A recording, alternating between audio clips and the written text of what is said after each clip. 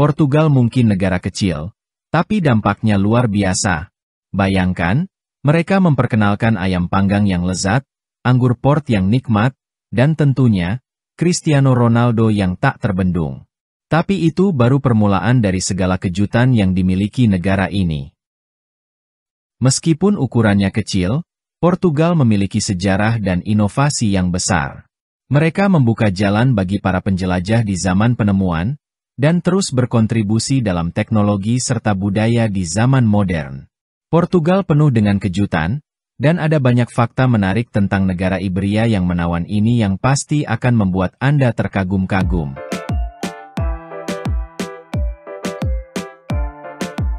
Portugal adalah negara yang sangat bersejarah dengan perjalanan yang panjang dan beragam dalam perkembangannya. Dari mendirikan diri sebagai negara bangsa tertua di Eropa pada tahun 1143, hingga menjalani periode eksplorasi yang ambisius pada abad ke-15 yang meluas, hingga wilayah koloni di berbagai benua, Portugal telah berada dalam berbagai periode perubahan dan tantangan. Portugal memiliki masa lalu yang kaya dengan pengaruh Islam yang berdampingan dengan sejarah dan modernitas. Lebih dari 1000 tahun yang lalu, pada awal abad ke-8, pasukan Muslim dari gabungan suku Berber dan Arab memasuki wilayah yang kini menjadi Portugal sebagai bagian dari wilayah yang luas yang dikenal sebagai Al-Andalus.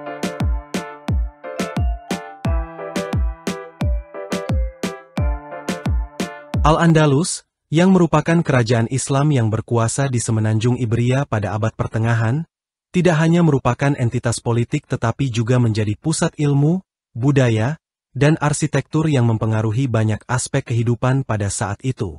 Pengaruh arsitektur Islam dari Al-Andalus masih terlihat jelas hingga saat ini, terutama di Portugal, di kota Silves. Salah satu contoh bukti arsitektur Islam yang masih terpelihara hingga kini adalah Kastil Silves, yang merupakan simbol keagungan pada masa lalu. Kastil ini memiliki desain dan struktur yang mencerminkan keahlian dan keindahan arsitektur Islam dari Al-Andalus. Pengaruh arsitektur Islam tidak hanya terbatas pada bangunan-bangunan seperti kastil, tetapi juga terlihat dalam masjid, istana, dan bangunan-bangunan lainnya di Portugal yang memberikan keragaman budaya dan seni arsitektur yang kaya.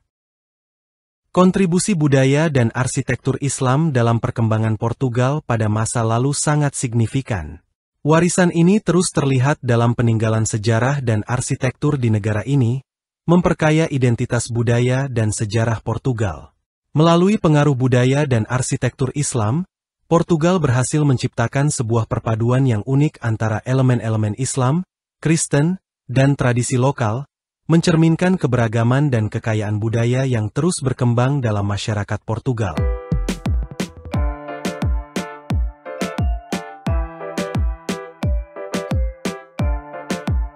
Keragaman budaya dan arsitektur Islam membawa kontribusi besar dalam perkembangan Portugal pada masa lalu, dan warisan ini terus terlihat dalam peninggalan sejarah dan arsitektur di negara ini. Kota di bagian paling selatan Portugal yang dulu dikenal sebagai Harun pada masa pemerintahan Muslim adalah Faro. Faro, yang merupakan ibu kota wilayah Algarve, memiliki warisan Islam yang mendalam dari masa pemerintahan Muslim di semenanjung Iberia. Faro mengalami perkembangan signifikan dalam bidang arsitektur, pertanian, dan budaya, yang masih terlihat dalam berbagai situs sejarah dan peninggalan yang ada di kota ini hingga sekarang. Ketika Reconquista, periode penaklukan kembali oleh penguasa Kristen di semenanjung Iberia, mencapai wilayah selatan pada tahun 1249, kota ini jatuh ke tangan Kristen, menandai berakhirnya kekuasaan Islam di Portugal. Namun, warisan dari era ini terus bertahan dan memengaruhi kehidupan di kota tersebut.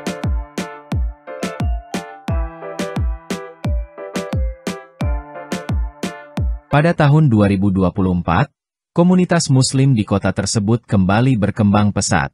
Penduduk setempat menjadi lebih ramah dan menerima terhadap keberadaan komunitas Muslim yang tumbuh di antara mereka. Lisbon, yang pernah dikenal sebagai Al-Ushbuna pada masa pemerintahan Islam, kini berkembang pesat dengan pengaruh Maoris yang terlihat dalam berbagai aspek kehidupan kontemporer. Komunitas Muslim yang dinamis di Lisbon merupakan gabungan masyarakat imigran dari Afrika, Asia Selatan, Timur Tengah, serta penduduk asli Portugal, menciptakan keragaman dan mosaik budaya yang kaya.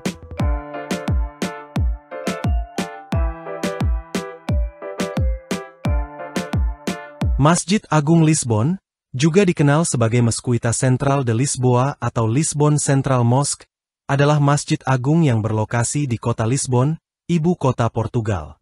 Masjid ini dirancang oleh arsitek Antonio Maria Braga dan diresmikan pada tahun 1985. Sejak itu, Masjid Agung Lisbon telah menjadi pusat komunitas Muslim yang penting di Portugal, tidak hanya sebagai tempat ibadah, tetapi juga sebagai pusat sosialisasi dan berbagai aktivitas komunitas Muslim.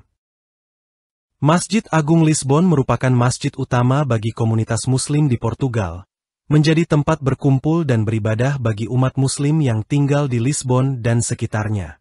Dengan desain arsitektur megah yang mencakup kubah dan menara, masjid ini menonjol di antara bangunan lain di sekitarnya. Di dalam masjid, terdapat ruang sholat utama yang digunakan untuk ibadah sehari-hari, serta aula dan auditorium untuk berbagai kegiatan komunitas seperti kuliah, seminar, dan acara sosial lainnya.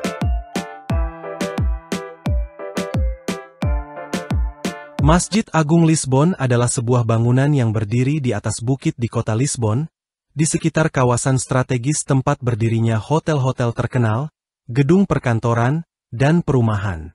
Dari kejauhan, kubah dan menara masjid ini menyembul di antara gedung-gedung tinggi di sekitarnya, menciptakan pemandangan yang megah dan mencolok. Bangunan masjid ini terbuat dari batu bata merah dengan ornamen berwarna hijau, yang memberikan sentuhan artistik dan tradisional pada keseluruhan struktur. Ketika memasuki masjid, pengunjung akan melihat keindahan interior yang terdiri dari ruang sholat laki-laki di lantai atas dan ruang sholat perempuan di lantai bawah. Interior masjid ini memiliki desain yang bagus dan elegan, dengan tempat menyimpan sepatu yang disediakan untuk para jamaah. Selain itu, lampu di ruang sholat akan menyala secara otomatis ketika seseorang mendekati, memberikan pencahayaan yang cukup untuk ibadah tanpa harus menyalakan atau mematikannya secara manual.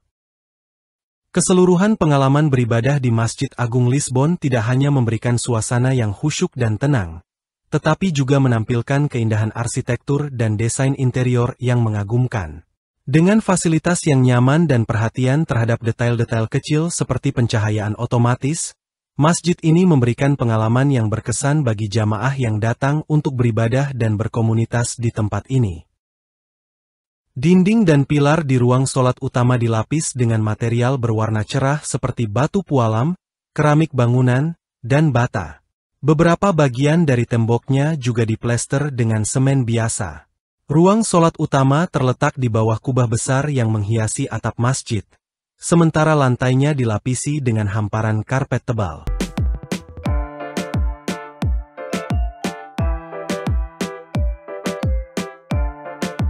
Warisan arsitektur mur yang kuat terukir di lanskap Portugal memberikan kesaksian akan masa lalu ketika budaya Islam dan Kristen hidup berdampingan dan saling memengaruhi. Kastil Saorge dengan tulisan dan desain Arabnya menjadi cermin dari periode ketika kedua budaya tersebut berkembang di Portugal, mengakui kontribusi umat Islam selama abad pertengahan dengan nilai pentingnya.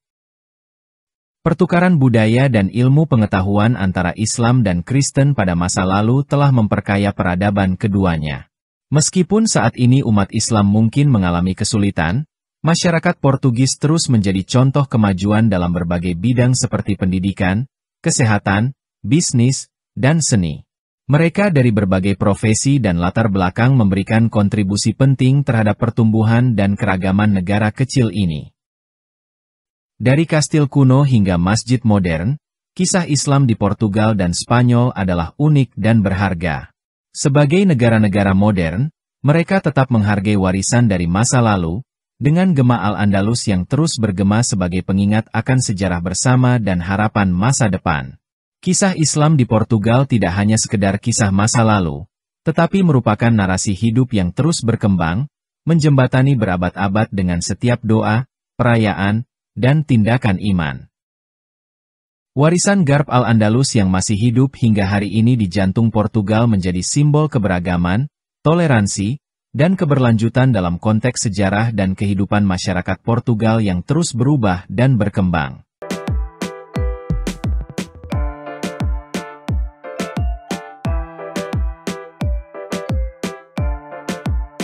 Portugal telah mengalami transformasi signifikan sejak mengadopsi demokrasi modern dan fokus pada pendidikan sebagai pilar utama pembangunan negara. Dengan menjadi anggota Komunitas Ekonomi Eropa pada tahun 1986 dan mengadopsi Euro pada tahun 1999, Portugal telah memasuki era integrasi global yang membantu mereka berkolaborasi dengan negara-negara lain dan membuka peluang baru bagi kemajuan ekonomi dan koneksi global. Salah satu langkah penting yang diambil oleh Portugal adalah komitmen mereka terhadap negara-negara berbahasa Portugis yang mengarah pada pembentukan Komunitas Negara-Negara Berbahasa Portugis, CPLP. Melalui CPLP, Portugal membangun hubungan budaya dan ekonomi yang kuat dengan negara-negara berbahasa Portugis lainnya, memperkuat ikatan antar negara perbatasan dan mempromosikan kerjasama dalam berbagai bidang. Para canal de YouTube. Percebes o que eu estou a dizer? Selain fokus pada hubungan internasional, Portugal juga terus berinvestasi dalam pendidikan dengan tujuan membangun ekonomi berbasis pengetahuan dan mengurangi angka putus sekolah dini.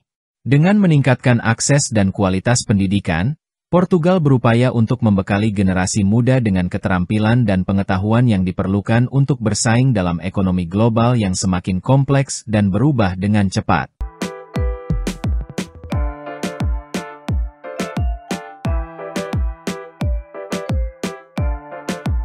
Prestasi Portugal dalam ajang sepak bola internasional telah mencuri perhatian dunia, terutama dengan pemain bintang Cristiano Ronaldo yang menjadi ikon sepak bola global. Kemenangan Portugal di Euro 2016 menjadi momen bersejarah sebagai trofi besar pertama bagi negara tersebut, sementara posisi ketiga di Piala Dunia 1966, kedua di Euro 2004, dan keempat di Piala Dunia 2006 menunjukkan keunggulan dan konsistensi tim nasional Portugal di kancah sepak bola Eropa dan dunia. Harapan dan antusiasme masyarakat Portugal tentu tinggi untuk kemungkinan adanya raihan sukses lebih lanjut. Dengan Cristiano Ronaldo yang berperan sebagai kapten dan pemimpin di lapangan, tim Portugal dipandang oleh banyak orang sebagai tim yang siap untuk bersaing secara serius dan mungkin meraih trofi Piala Dunia yang diidamkan.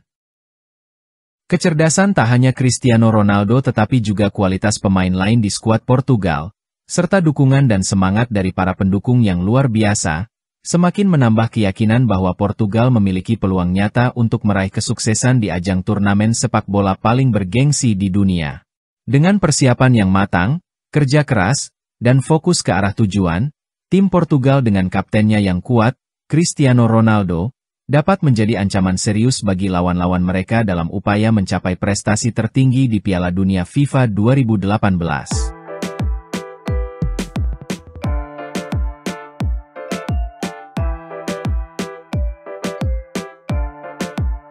Perlu dicatat bahwa Portugis dan Spanyol adalah dua kekuatan kolonial utama pada masa penjelajahan dan pembagian dunia pada abad ke-15 hingga ke-19. Kedua negara ini memainkan peran penting dalam penemuan dan penguasaan wilayah baru di Amerika, Afrika, dan Asia. Pada masa penjelajahan, Portugis dan Spanyol membagi dunia dengan perjanjian Tordesillas pada tahun 1494 yang meresmikan pembagian wilayah antara kedua negara, dengan Spanyol mendapatkan wilayah di sebelah barat garis demarkasi dan Portugis di sebelah timurnya. Selama masa kekuasaan kolonial mereka, Portugal dan Spanyol membangun dan memperluas imperium kolonial mereka di seluruh dunia. Mereka menguasai sebagian besar Amerika Latin, Spanyol, dan wilayah-wilayah seperti Brasil, Angola, Mozambik, dan Goa, Portugis. Salah satu hal yang membedakan tindakan Portugal dan Spanyol adalah kebijakan mereka terkait perbudakan. Sementara kedua negara ini terlibat dalam perdagangan budak transatlantik, Portugal mengambil langkah-langkah lebih awal untuk menghapuskan perbudakan daripada Inggris. Pada tahun 1819, Portugal menghapuskan perbudakan, yang merupakan tindakan luar biasa pada masanya. Faktor-faktor yang mempengaruhi keputusan Portugal untuk menghapuskan perbudakan termasuk tekanan internasional dari negara-negara Eropa lainnya untuk mengakhiri perdagangan budak, serta gerakan internal di Portugal yang menganjurkan penghapusan perbudakan atas pertimbangan moral dan etika. Selain menghapuskan perbudakan di negaranya sendiri, Portugal juga mengambil langkah-langkah untuk menekan perdagangan budak di wilayah koloninya. Ini menunjukkan langkah berani yang membedakan Portugal dari kekuatan kolonial lainnya pada saat itu. Secara keseluruhan, peran Portugal dan Spanyol sebagai kekuatan kolonial dalam sejarah penjelajahan dunia adalah penting dan kompleks, dengan keputusan Portugal dalam menghapuskan perbudakan memberikan contoh langkah progresif pada zamannya.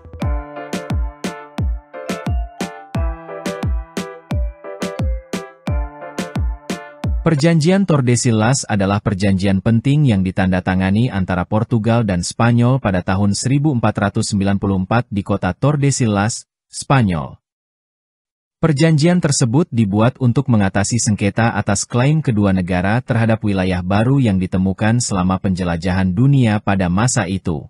Perjanjian ini menetapkan garis demarkasi di sepanjang 370 meridian barat, yang membagi wilayah penjelajahan di luar Eropa antara Portugal dan Spanyol. Namun, perjanjian ini tidak secara langsung membagi hak navigasi dan kolonial antara kedua negara seperti yang disebutkan. Meskipun perjanjian Tordesillas merupakan pencapaian penting bagi Portugal dan Spanyol dalam menyelesaikan sengketa klaim wilayah mereka, negara-negara lain pada masa itu tidak begitu terpengaruh olehnya. Negara-negara seperti Inggris, Belanda, dan kekuatan angkatan laut lainnya terus melakukan eksplorasi, kolonisasi, dan ekspansi ke wilayah lain di dunia, terlepas dari perjanjian antara Portugal dan Spanyol. Jadi, sementara perjanjian Tordesillas memiliki signifikansi dalam sejarah penjelajahan dunia dan pembagian kolonial antara Portugal dan Spanyol, tidak semua negara terlibat secara langsung dalam perjanjian tersebut, dan eksplorasi serta kolonisasi wilayah baru terus berlanjut di luar wilayah yang ditetapkan oleh perjanjian tersebut.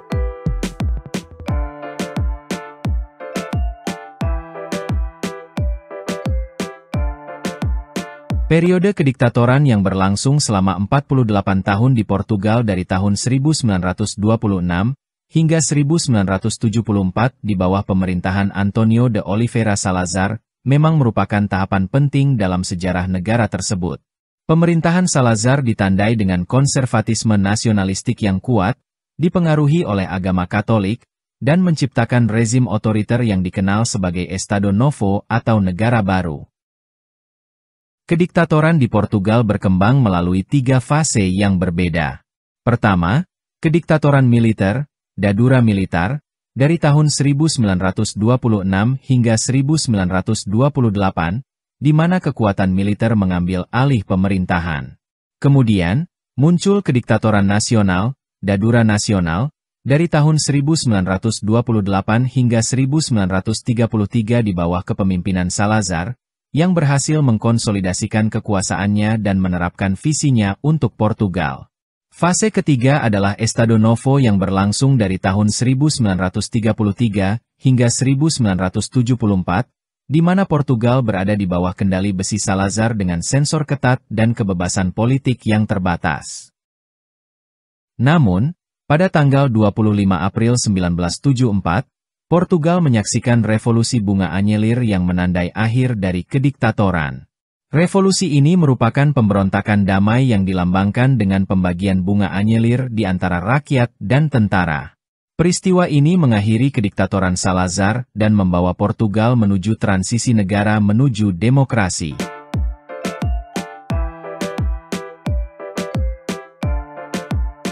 Kisah tentang bagaimana teh diperkenalkan di Inggris oleh Catherine dari Braganza pada tahun 1662 memiliki dampak yang signifikan dalam kehidupan masyarakat Inggris pada masa itu. Ketika Catherine, seorang putri Portugis, menikah dengan Charles II dari Inggris, ia membawa serta kekasihnya, minuman teh dari Portugal, yang pada saat itu belum sepenuhnya dikenal di Inggris. Namun, Kesukaan Catherine terhadap minuman teh ini benar-benar menciptakan perubahan budaya yang besar di Inggris. Dengan membawa teh ke pengadilan Inggris, Catherine memperkenalkan minuman ini ke masyarakat Inggris saat itu, dan dengan cepat teh menjadi percakapan yang populer di kalangan masyarakat. Pemandangan para wanita dalam gaun mewah sambil menyeruput teh sambil mengobrol tentang gosip dan politik terkini mencerminkan bagaimana teh menjadi simbol keanggunan dan kecanggihan. Pengaruh Catherine dalam mempopulerkan teh tidak hanya terbatas pada kalangan elit, tetapi juga menyebar ke rakyat jelata. Kedai teh mulai bermunculan di seluruh Inggris, memperluas akses masyarakat terhadap minuman ini yang sebelumnya dianggap kemewahan.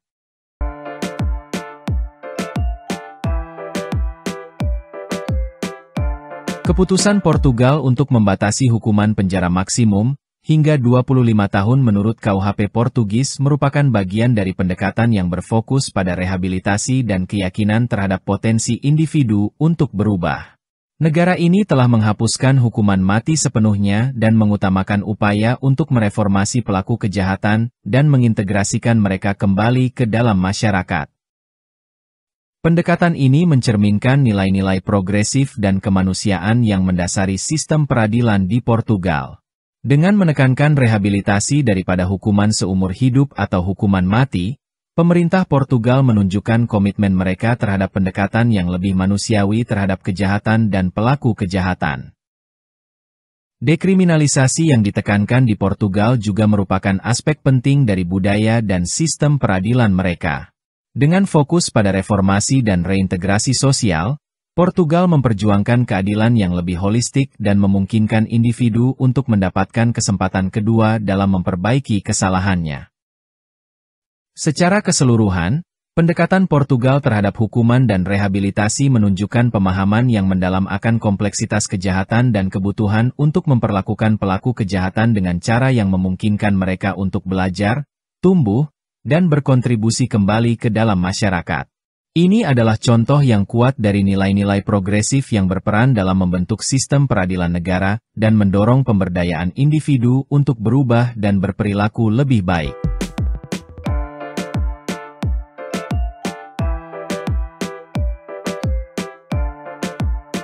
Fenomena yang melibatkan sejumlah besar orang Portugis meninggalkan tanah air mereka untuk tinggal di luar negeri memang menarik untuk dipelajari. Alasan dibalik tingginya tingkat emigrasi Portugis dapat bervariasi, namun beberapa faktor umumnya termasuk mencari peluang ekonomi yang lebih baik, tantangan ekonomi di Portugal sendiri, serta peluang pendidikan dan profesional yang lebih luas di luar negeri. Antara tahun 2011 dan 2014, hampir setengah juta pekerja di Portugal memilih untuk meninggalkan negara mereka untuk mencari masa depan yang lebih cerah di tempat lain. Salah satu tujuan utama diaspora Portugis adalah Luxembourg, di mana hampir 100.000 penduduk Portugis saat ini tinggal, mencakup 14,5% dari total populasi Luxembourg. Dengan lebih dari 2 juta warga negara Portugis yang tinggal di luar negeri, dan jika kita juga mempertimbangkan keturunan dari para imigran ini, total populasi keturunan Portugis di negara-negara tempat mereka menetap mencapai lebih dari 5 juta. Meskipun jumlah ini cukup mengesankan, lebih mengejutkan lagi adalah fakta bahwa sekitar 40% dari total populasi yang tinggal di Portugal sendiri adalah keturunan Portugis yang telah menyebar di seluruh dunia. Meskipun meninggalkan tanah air, orang Portugis telah berhasil membuat jejak mereka di berbagai belahan dunia dengan memberikan kontribusi besar pada kekayaan budaya global dan masyarakat di luar Portugal. Hal ini menunjukkan sifat dinamis, tangguh, dan adaptif dari komunitas Portugis yang mampu menyesuaikan diri dengan lingkungan baru dan tetap menjaga identitas dan warisan budaya mereka dalam kontribusi mereka untuk berbagai negara di mana mereka menetap.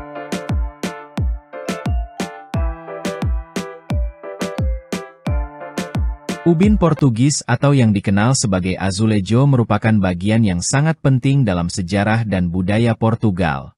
Ubin ini berasal dari abad ke-13 dan pertama kali diperkenalkan oleh orang-orang Arab selama masa invasi mereka. Namun, ubin Portugis benar-benar mengalami masa keemasan saat Raja Manuel I terpesona oleh keindahan ubin Seville dan mengimpornya untuk menghiasi istananya, memicu hubungan cinta Portugal dengan azulejo yang akhirnya menjadi populer. Setiap bangunan di Portugal hampir pasti memiliki desain rumit ubin yang menceritakan kisah uniknya sendiri. Kombinasi biru dan putih yang mencolok yang dominan dalam ubin Portugis ini menjadi simbol kekayaan, kekuasaan, dan kehebatan maritim Portugal. Pengaruh dari porselen oriental dan estetika Belanda juga memainkan peran penting dalam popularitas ubin Portugis. Proses pembuatan ubin Portugis melibatkan tahapan yang cermat mulai dari pembentukan, pengecatan, pelapisan, hingga pemanggangan. Setiap ubin dianggap sebagai karya seni tersendiri dan melestarikan tradisi ini. Portugal memiliki Museum Ubin Nasional di Lisbon yang awalnya hanya menampilkan ubin di interior rumah kaya dan institusi keagamaan, namun kini ubin-ubin ini juga digunakan untuk menghiasi fasad bangunan dan mengubah lanskap perkotaan Portugal. Ubin Portugis telah menjadi ciri khas arsitektur Portugal yang terkenal dengan presisi, perawatan, dan keindahan desainnya. Dari awal yang sederhana hingga mahakarya yang rumit, ubin-ubin ini telah teruji oleh waktu dan menjadi bagian yang tak terpisahkan dari keindahan dan sejarah Portugal. Setiap ubin menceritakan sebuah kisah yang mencerminkan kreativitas dan keahlian para penciptanya, sehingga saat berkeliling di jalanan Portugal, penting untuk meluangkan waktu sejenak untuk mengagumi keindahan dan cerita yang tersembunyi di balik setiap ubin yang menghiasi bangunan-bangunan di sana.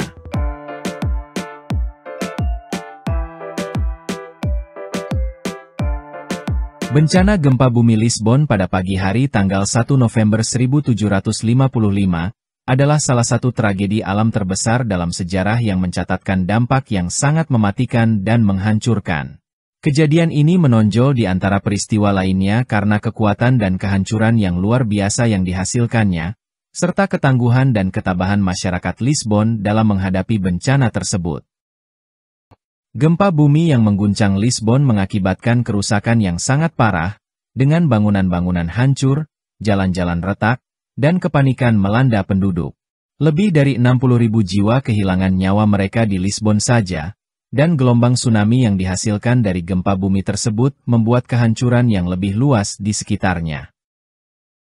Tsunami yang menjulang tinggi, dengan tinggi gelombang mencapai 65 kaki, menghantam pantai Lisbon dan sekitarnya, meninggalkan kerusakan yang dahsyat di belakang. Bahkan ombak tsunami-nya menyeberang hingga ke Laut Karibia, menunjukkan betapa besar dan kuatnya kekuatan alam yang tak terduga dan tak terbendung.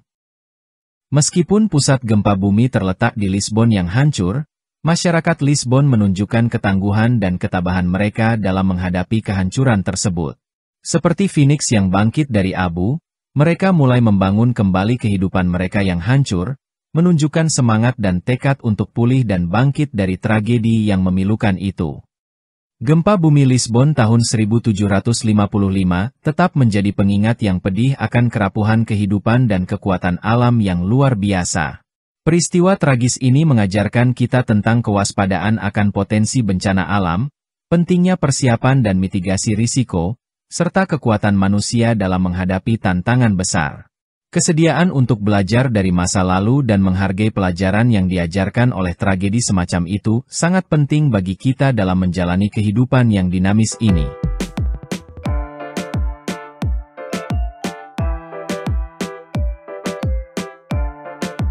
Portugal memang merupakan negara yang kaya akan kekayaan budaya, sejarah, dan keramahan masyarakatnya. Orang-orang Portugal dikenal sebagai individu yang penuh kasih dan murah hati, serta membanggakan identitas nasional mereka dengan penuh semangat. Bahasa Portugis yang digunakan di Portugal adalah salah satu dari 10 bahasa yang paling banyak digunakan di dunia, menjadi bahasa resmi di negara tersebut, dan juga diminati oleh banyak orang di seluruh dunia. Budaya Portugal yang unik dipengaruhi oleh campuran tradisi kuno yang kaya dengan pengaruh modern yang berkembang. Masyarakat Portugal memelihara nilai-nilai seperti solidaritas, kekeluargaan, dan keberagaman, yang tercermin dalam kehidupan sehari-hari mereka. Musik fado, arsitektur mur, masakan laut yang lezat, serta seni kerajinan tangan yang indah hanya beberapa contoh dari kekayaan budaya yang dimiliki Portugal. Sejarah jangka panjang Portugal yang kaya dan beragam memberikan fondasi yang kuat bagi identitas bangsa ini. Sebagai salah satu negara tertua di Eropa, Portugal pernah menjadi pusat kekuasaan kolonial besar pada masa lalu, menciptakan warisan budaya dan sejarah yang berkelanjutan hingga saat ini. Keberanian penjelajah Portugis seperti Vasco da Gama, eksplorasi dan penemuan-penemuan yang menginspirasi, serta pengaruh kebudayaan mereka di seluruh dunia adalah cerminan dari sejarah yang mulia dan inovatif bangsa Portugal. Dengan segala keunikannya, Portugal adalah tempat di mana orang-orang memiliki banyak cerita untuk diceritakan, tidak hanya karena budaya dan sejarahnya yang kaya, tetapi juga karena keramahan, kehangatan, dan semangat nasionalisme yang mengalir dalam darah setiap warga negara Portugal. Semua ini akan selalu dikenang dan diwariskan kepada generasi mendatang, menandai Portugal sebagai salah satu negara yang tetap berharga dan berkesan di dunia. Terima kasih telah menonton dan jangan lupa untuk like, share, dan subscribe untuk konten-konten seru selanjutnya.